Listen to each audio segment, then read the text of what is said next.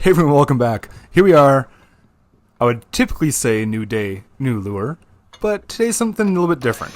I was recently commissioned to make a beer tap handle.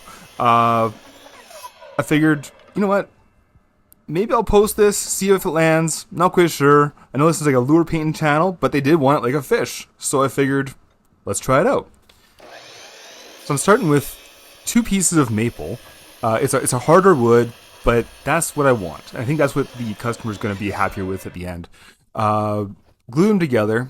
We just use some Gorilla Wood glue, and it's about 3 inches wide.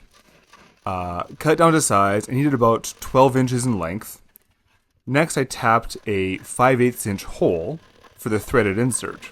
Now, this threaded insert I just got off Amazon. You can just type in a beer tap handle inserts, whatever else it is.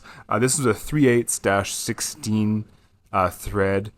So, yeah, put that in. I used a 3/8 inch bolt with 2 nuts to help drive that insert in further. There is a groove for a screwdriver, I think it is. But, yeah, putting this insert into 2 pieces of maple... No, there's no way a screwdriver is going to work on that. Maybe if it was like a softer wood, maybe.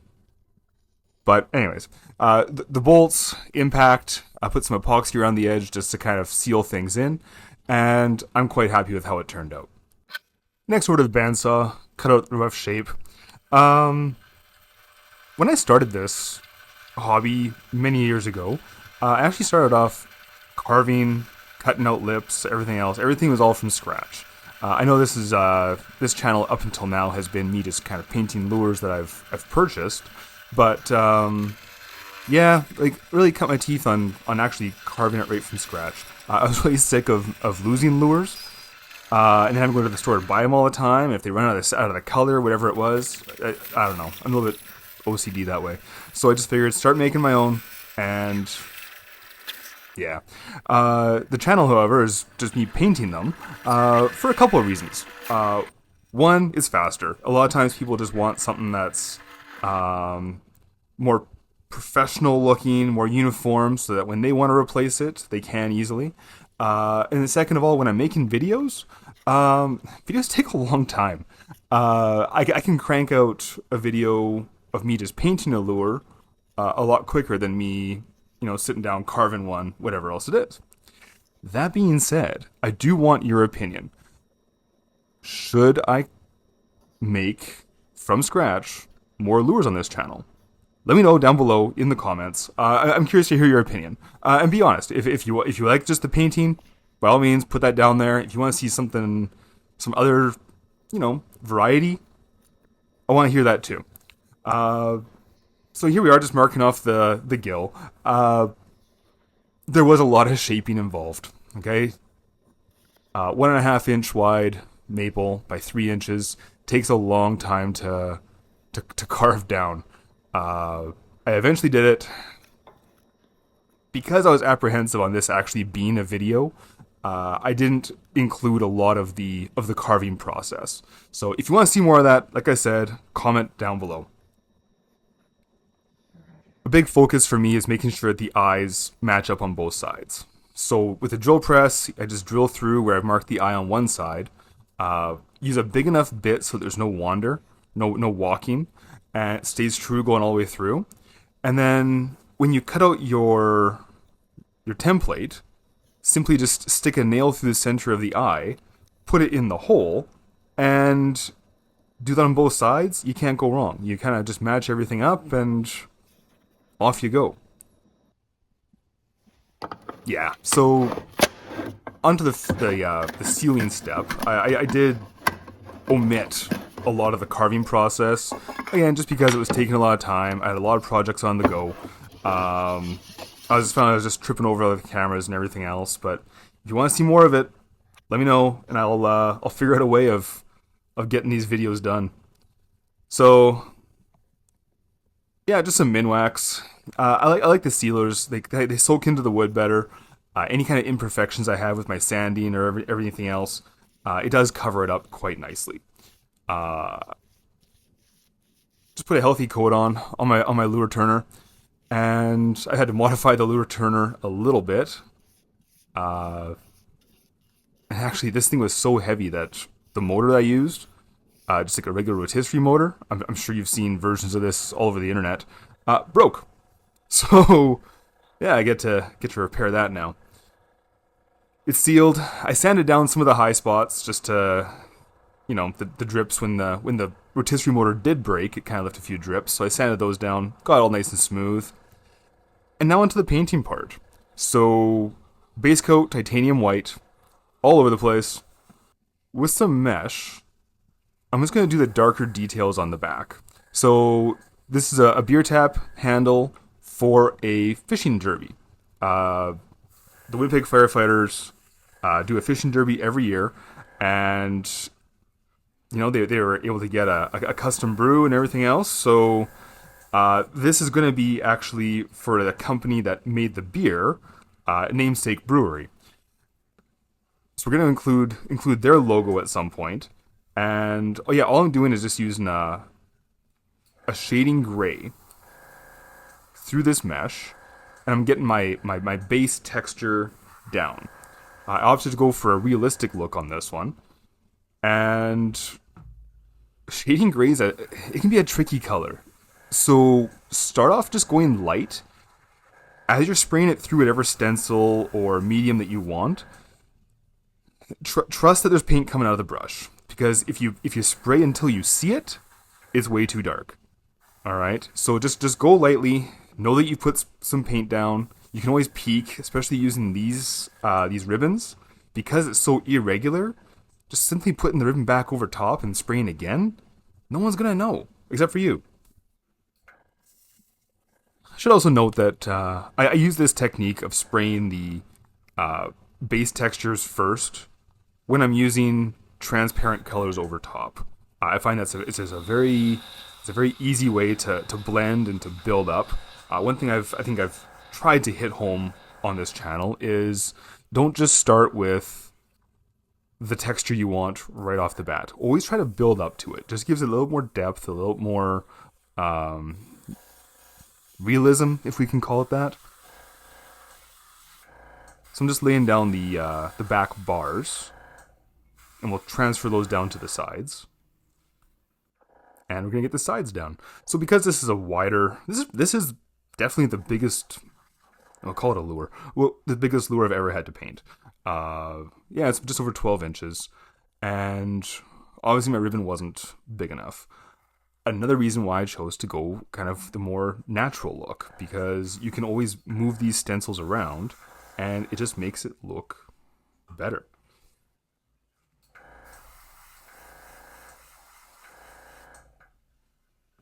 So don't panic, you didn't miss too much. All I've done is I've taken a green gold, and spraying just blotches all over the back.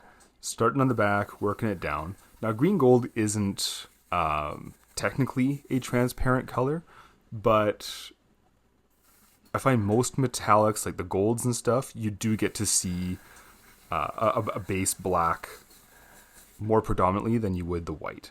So yeah, just go through, spray a bunch of little patterns, some darker, some lighter. Just kind of hover the brush in some spots more than others. And as you can see, we're starting to get that texture already, and we're only 2 colors in. So this is reassuring.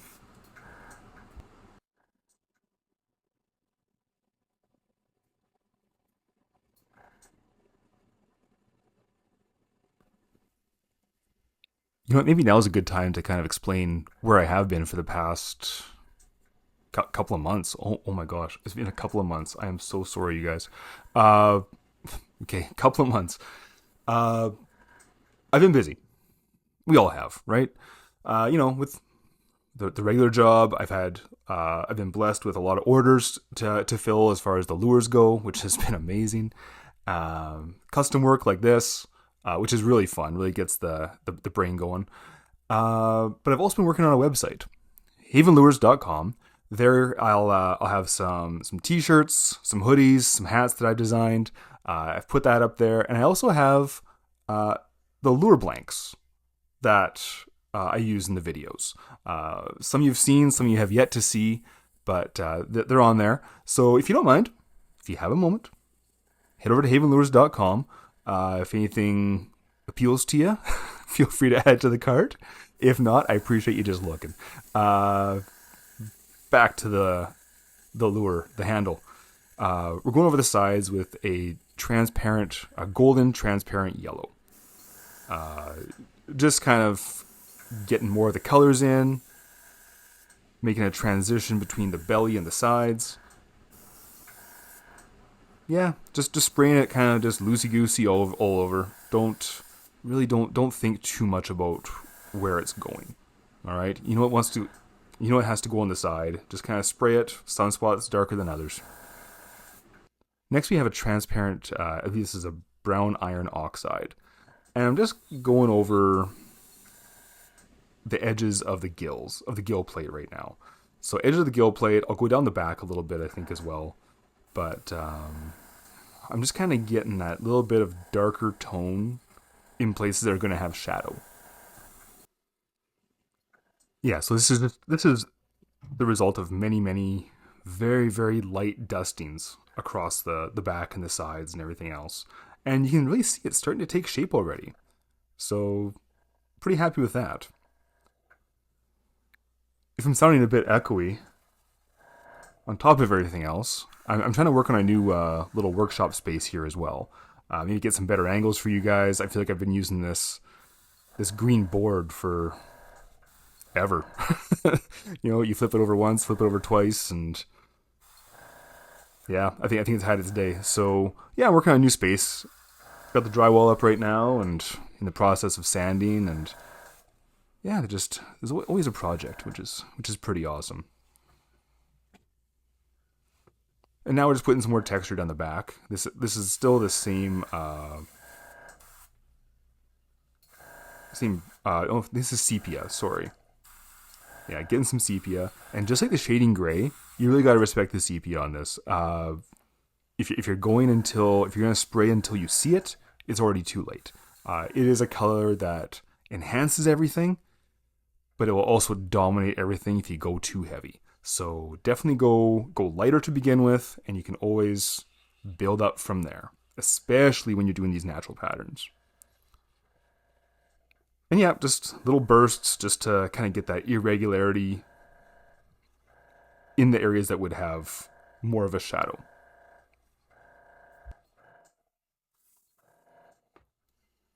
Now here's the part that I really liked.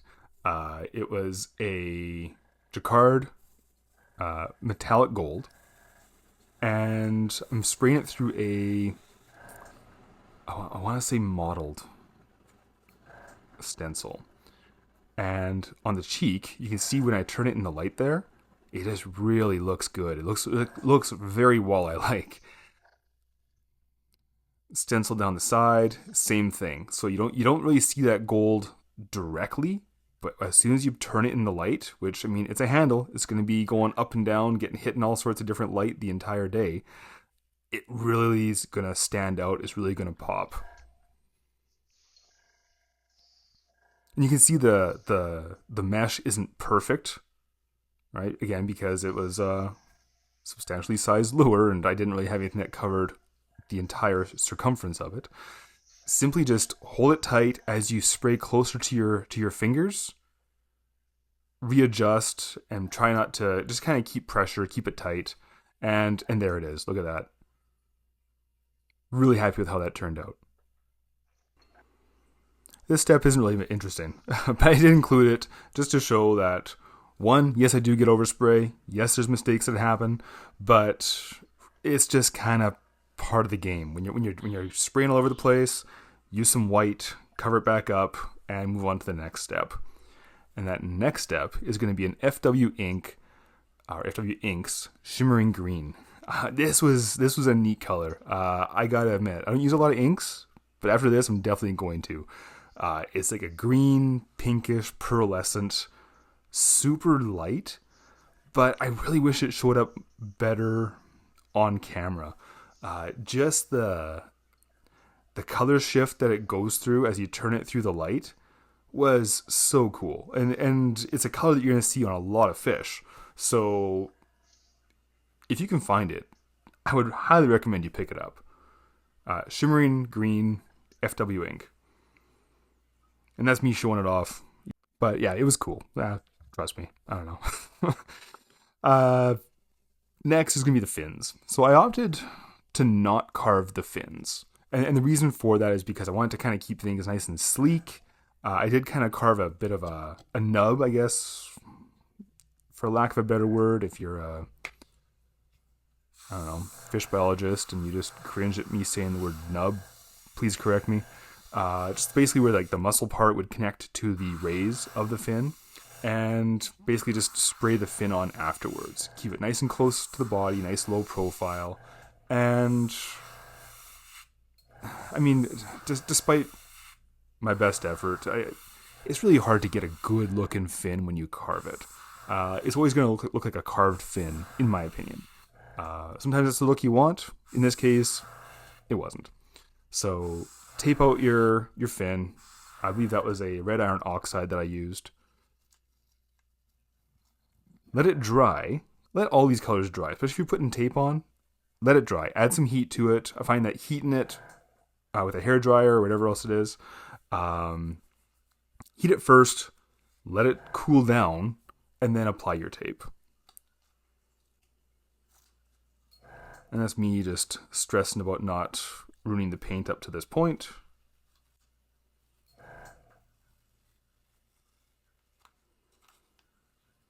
Come on. There you go. So like I said, this is a handle. There needs to be a brand name on this. So I thought it'd be kind of neat to use the company's logo, because it's a round logo, as the eye as well.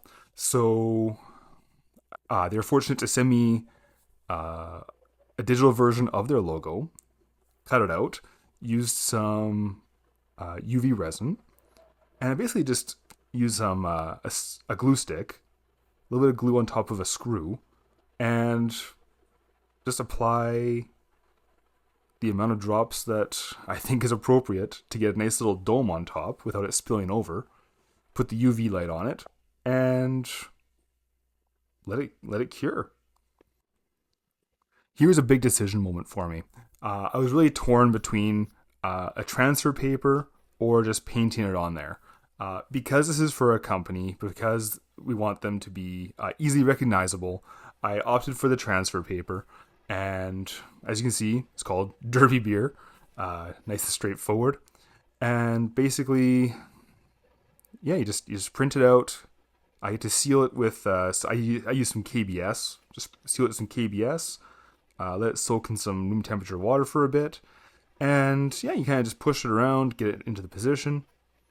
And then something flat to just gently roll. Get the air out. And yeah, when it dries, it's nice and clear. The back was a bit of a headache, because you need to kind of cut it close to the letters. Because if you have too much hanging off the sides, one, because it's a three-dimensional object, it doesn't curve properly. So you have like folds and creases. But then once it was separated from the base paper, it just wanted to fold in on itself and get stuck to itself. So this is actually my fourth attempt, because the paper just wanted to keep on falling in love with itself and just getting stuck and rolled up, and yeah, some bad words were said. And back in the lure turner, I'm using KBS Diamond Clear. This is a humidity cured 1 part top coat, and this was actually right before a rainstorm, so there's tons of humidity that came through. It cured beautifully. It cured nice and thick. I didn't have to worry too much about the drips, because I was still having problems with my lure turner at this point. And as you can see, there's a finished product. I think it turned out really well. They gave me full creative control on how this turned out, and I thought it was kind of neat to include the company's logo, that uniform lettering on it, on that natural pattern. So I thought it was a pretty neat blend of both styles. And lastly, before we go, I just want to thank all of you for your patience with me. I know there hasn't been any videos for the past couple of months. There's been, again, just lots of projects, but again, I'm sure all you guys have projects going on as well. So I'm really looking forward to, getting my little workshop here organized, looking better for you guys, getting some more regularity of the videos. And yeah, just want to thank you guys all for hanging in there, for watching. Really appreciate you. And take care. Okay, bye.